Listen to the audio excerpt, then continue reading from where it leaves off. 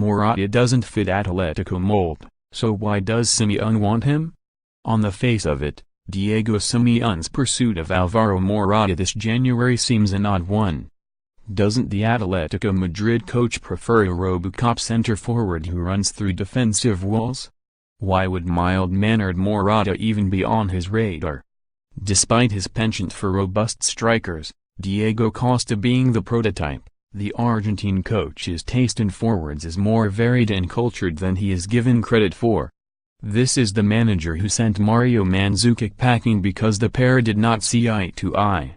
He was happy with Radamel Falcao as his front man for a time, and this season has often played with Antoine Griezmann as his centre-forward in Costa's prolonged absence. The second factor in all of this is Morata's Atletico past. Simeone puts huge stock in players who feel the colors in the same way he does. Morata shared a dressing room with Koke in Atletico's youth team. Only when he dropped down the pecking order behind Borja Baston, who would later go on to flop at Swansea, did he move to Getafe where Real Madrid spotted and signed him. Atletico was his granddad's team and he was proud to start his career there. Simeone knows that emotional tie is something that he can work to his favor. The Argentine also backs himself as a coach. He believes he will get the best out of a player who has many of the attributes to make a top centre-forward, but has too often been held back by an absence of belief in his own ability to be the bully and not the bullied on the pitch. Simeone thinks he could make an Atleti warrior of him. His assistant Mano Burgos would play his part in the attempted psychological makeover and fitness coach Oscar Ortega would get to work on a physical transformation. It also shouldn't be forgotten that Spanish match officials usually set the bar lower when it comes to whistling fouls in La Liga. Morata would receive better protection. He could also be used in harness with Costa at times, if and when the former Chelsea centre-forward returns to full fitness.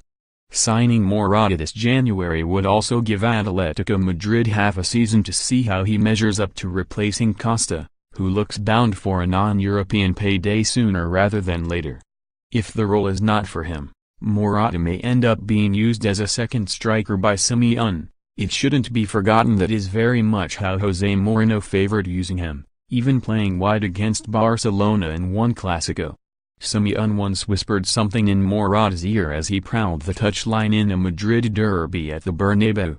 "Come and sign for me," the amateur lip readers speculated.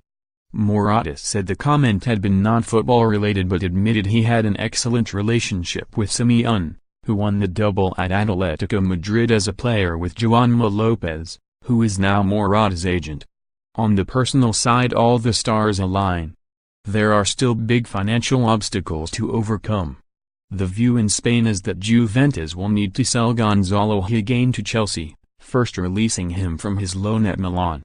Atletico will then need to move out several players to stop Morata's wages going over the La Liga imposed salary limit.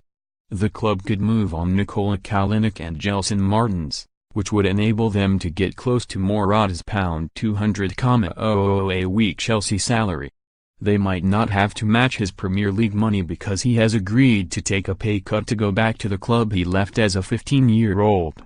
It's a deal that remains in the balance, but if it does not come off it will not be because Simeone is not a believer. He knows the club can't afford to go out and get a Harry Kane or even an Edinson Cavani. He sees willing, potential and good value in Morata, and he wants the club to bring him to Spain.